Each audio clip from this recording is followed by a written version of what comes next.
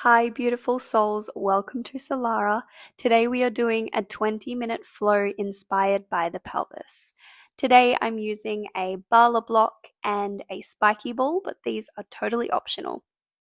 Today I'm starting in a lying down position on my back, and throughout any moves through this flow, if something doesn't feel right for your body, feel free to come into this position, come back to your breathing or a child's pose. I've got one hand on my belly, one hand on my heart, and we're breathing into the back and lower ribs.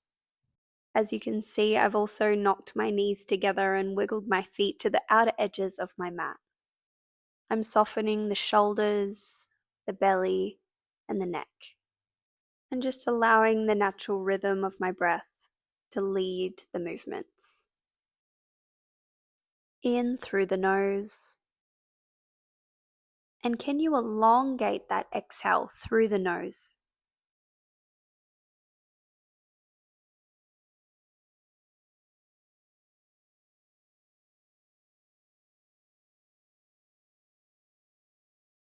Perhaps setting an intention for today's flow, connecting to your womb or your pelvis.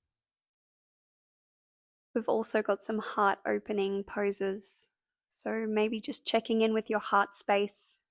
Now I invite you to hug the knees towards the chest and start to take some intuitive movements, maybe massaging the lower back against the mat, doing what feels right for your body, tapping into that intuition, just noticing how the hips are feeling and sitting on your mat. Now, option 2, place a spiky ball between your feet and come into a reclined butterfly position. Just notice how the hips are sitting here. The purpose or intention of this position with the spiky ball is to gently release through the foot arches, which are often correlated with tight hips. And we're also butterflying the knees open and closed if that feels okay for you. This movement of opening and closing the knees is gently warming up our outer glutes, hip external rotators, and maybe even your pelvic floor. Try to remain soft in the shoulders and neck and continue breathing normally. Your pelvic floor muscle sits like a hammock. It attaches from the front of your pubic bone and wraps around to your tailbone. Now we're going to synchronize our breath with our pelvic floor. As we inhale, we're going to lengthen our pelvic floor. And as we exhale, gently lift your pelvic floor up towards your belly button. Inhale, allow it to fully lengthen. Exhale, draw pelvic floor up. Option to move the knees with your contraction as well. Inhale, lengthen. Exhale, draw pelvic floor up, close the knees. Inhale, open to butterfly, lengthen. Exhale, draw pelvic floor up, draw knees up. Inhale, lengthen, open, butterfly. And we'll do a few more of these in your own timing. Feel free to pause if you'd like to do more of these. Otherwise, we're going to meet back down in open recline butterfly. I invite you to once again come back to the breath and try to breathe into your back lower ribs. Notice how the pelvic floor is sitting in this passive position.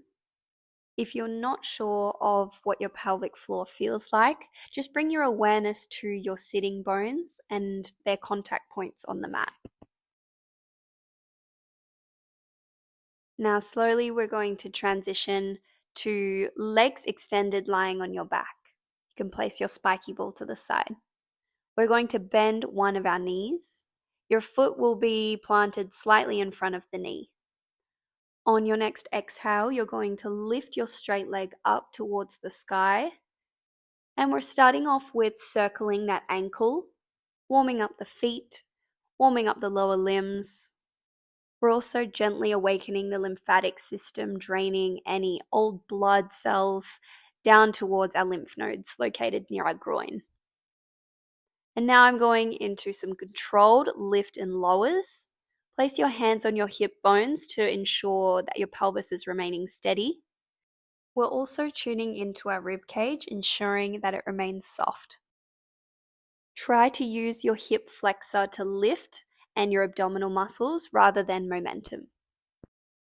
I'm also imagining I have a glass of water sitting just below my belly button, so I'm keeping that nice and steady with my lift and lower. This exercise is amazing for lumbopelvic stability, and this pretty much means your pelvis's ability to remain balanced and strong while you're doing single leg movements such as walking or running. On this particular day, I was experiencing sciatic pain, and this movement was actually very helpful with managing that too. Hug your knees to your chest, we'll reset, do a little rock, and then we'll swap sides. Once again, I'm resetting my hip bones grounded down, equal on the mat. Starting off with rolling the ankle once again. Bringing some awareness to your feet and lower leg. And then we'll move into our lift and lower. Grounding down through the pelvis. Gently drawing the belly button in towards the spine. This is a cue we use for activating our deep core muscles. If this movement is too much for you, you can come into a tabletop position. So bend that lifting leg to 90 degrees. And what this is doing is shortening the lever, which will also decrease the resistance your muscle will feel to lift. Pointing or flexing the toes is totally your choice. With a flex, you'll feel it more in the back. And with pointing the toes, you'll generally feel it more at the front. Make sure to keep breathing regularly. And then rest, hug the knees towards the chest. We'll reset here.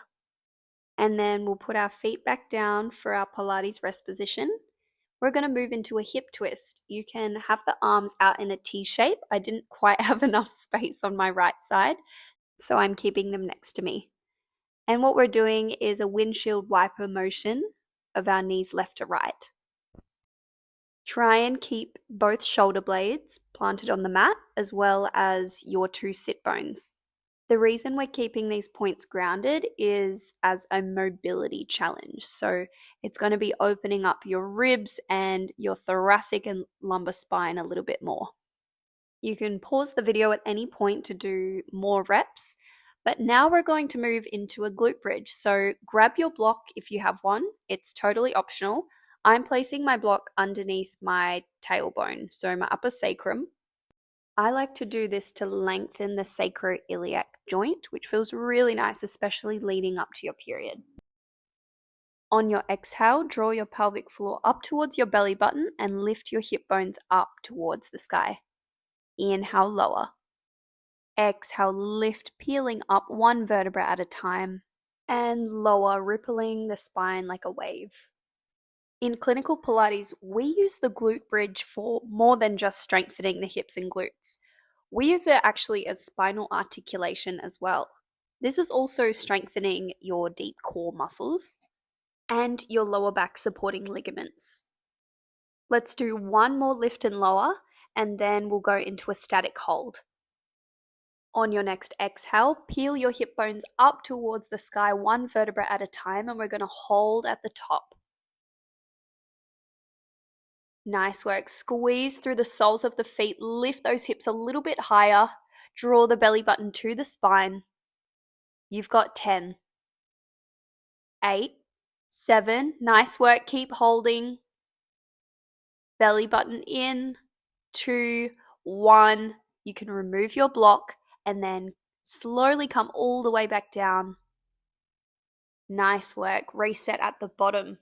Now I invite you to gently make your way onto your tummy. So this is called a prone position on our mat. We're coming down and finding our Sphinx pose. Bring your elbows a little bit further in front than your shoulders and take your feet to the outer corners of your mat. Soften your belly and ribs, and we're going to push down through the forearms, lifting the crown of our head up towards the sky. At the same time, I want you to draw your shoulder blades back and behind away from your ears. Option to place a bolster underneath your lower rib cage or your elbows.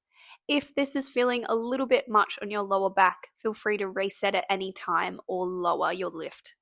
Sphinx pose is such a beautiful, heart-opening yin posture.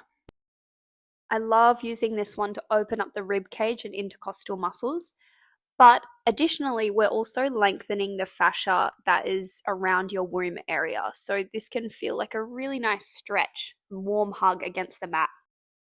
And we'll take one more deep breath in through the nose and super slowly out through the nose. Let it go. And then make your way back down. Bring your hands next to your rib cage. Push your hip bones up and back into our first downward facing dog. Take the feet out as wide as you like. Stretch your hip bones and your sitting bones up towards the ceiling. Now this posture is about lengthening through our spine more than stretching out the back of the hamstrings. So if you need at any time, take a bigger bend in those knees.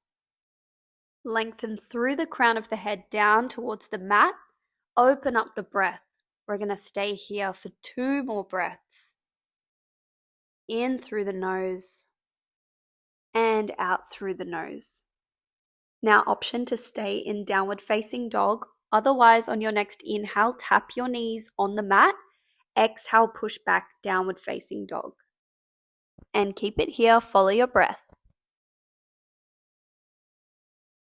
Inhale, tap the knees. Exhale, downward dog. Draw your belly button in towards your spine, push away through your palms, and almost round the shoulder blades away towards the sky. Try to keep your chin in a neutral position here, so we're holding a peach-sized gap underneath our chin. This is your last one. Nice work, and treat yourself to a lovely child's pose. We'll reset here. 1 deep breath in through the nose and let it go. On your next inhale, we'll bring the palms over to the right side of your mat. Lateral flexion of our spine. Breathe into the left side of the rib cage. And exhale slowly, we'll move over to the left side. Nice deep inhale through the nose, take it down to the right side of the rib cage. Exhale slowly, and then make your way back to center. We'll crawl our way up into a tabletop position, and then slowly make your way however you wish into a malasana or yogi squat. I've got my block here, so I'm going to sit it underneath my sit bones. Feel free to join me. If you feel comfortable already in your yogi squat, feel free to remove the block. Bring your elbows inside your knees and draw your hip bones and your sitting bones down towards the mat. Open up through your collarbones. Stretch your shoulders away from each other and breathe deeply into the back lower ribs. If you'd like, you can also come back to synchronizing the breath with the pelvic floor movement. So inhale, lengthen. Exhale, draw pelvic floor up. Feel free to pause the video and stay here if you like. I'm now moving into a seated mermaid position. Feel free to join. Start with the sitting bones grounded. We're going to plant our right hand and then spiral our left around to the crown as a little mermaid spiral. I absolutely love this one for lengthening through the front of the body. Similar to Sphinx pose, mermaid is a beautiful heart-opening exercise with spinal extension, which means once again we're lengthening through that womb fascia. And switching sides, we'll do 3 more. Inhale, lift. Exhale, lower. Inhale, lift. Open up the rib cage. Stretch the fingertips and exhale, lower. Last one, inhale, lift. Exhale, sit back down. Nice work. Now I am making my way into a low kneel position. Feel free to take whichever seated variation feels comfy for you, but we won't be here for too long. So if you want to give it a go, we are stacking one foot on top of the other. The top of your foot bone is going to be sitting on the arch of the other foot. So you kind of saw my feet stacked over each other before. We've got our eagle arms, right under left, stretching the shoulder blades away, palms to touch. Lift the elbows in line with the shoulders if you can. I've also added a twist, so pretend your chest bone has a beacon of light. We're using our chest to rotate over to the left. Breathing deeply. Opening up through the back of the ribs and the upper thoracic spine. Unravel yourself, shake it out, and we'll swap sides. I've also swapped with the feet, so feel free to do so. Now my right will be under my left. Once again, rotate using your chest or breastbone and lengthen through the crown of the head. Using the inhale to create space between the two shoulder blades and your exhale to sink a little bit deeper into that twist. My desk worker viewers, this one is for you. Easing the breath into the bind, allow the body to take shape. One more deep breath in through the nose and out through the nose. Unravel yourself, once again, shake it out if you need. Now I'm grabbing my block and making my way onto my back. This is our deep neck flexor release. I first experienced this move in a yin class and it totally transformed my neck. I'm not joking, you guys. You gotta give it a go. What I'm doing here is adjusting the angle of my block to find the area of my neck that needs most attention and love right now. Once you've found the right position, keep your knees bent and kind of slowly ease your head's body weight onto the block. If you have a lot of tension in your upper traps, shoulders, neck, if you get migraines, please be very gentle with yourself in this position because it can be quite a dramatic release. And now I'm starting to soften into the breath, placing my hands on my abdomen for some feedback. And with my exhale, I'm imagining that any tightness and tension is slowly melting away. And when you're feeling comfortable, perhaps you want to add some rotation. I'm rolling my neck fascia around the curve of the block.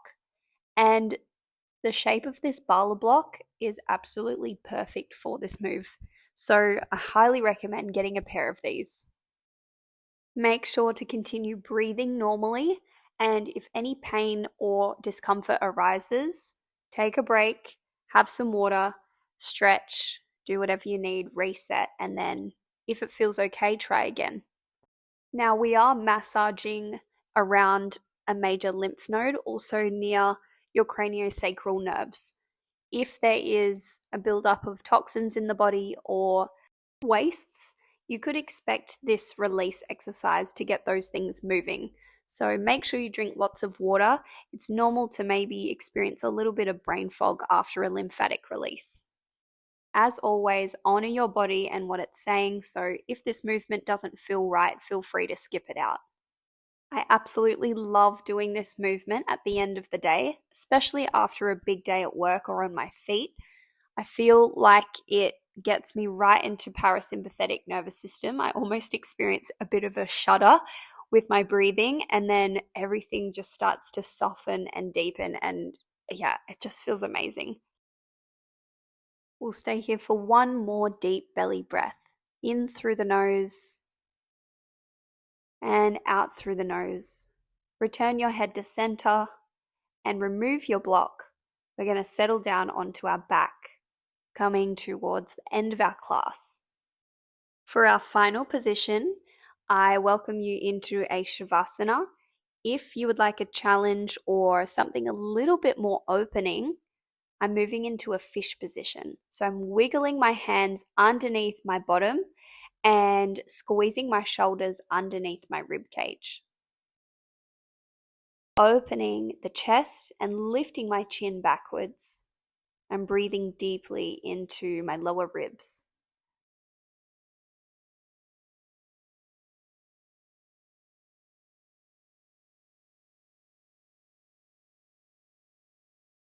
Maybe coming back to those intentions you set at the start of class. And we'll finish with a few moments of silence.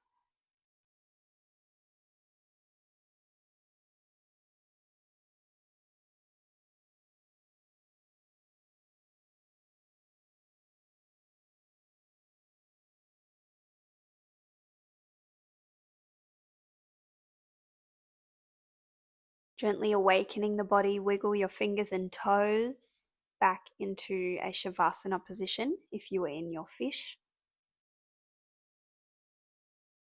Hug your knee towards your chest one at a time, lengthening through the hip ligaments, bringing awareness gently back to all areas of the body, swapping legs, bringing awareness from the feet up through the knees to the pelvis, and gently rolling yourself upward into your choice of seated or kneeling position. Take a breath, reset. Keep the eyes closed if you'd like. And I'm making a little heart shape on my womb today, sending some pink light or love energy towards this area. Taking a moment of gratitude for its protection, nourishment, strength. And taking a moment to thank and celebrate my womb and my femininity.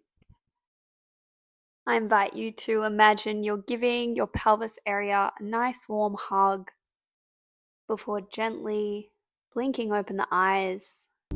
Thank you so much for watching, beautiful souls. Namaste, and see you next time. Bye.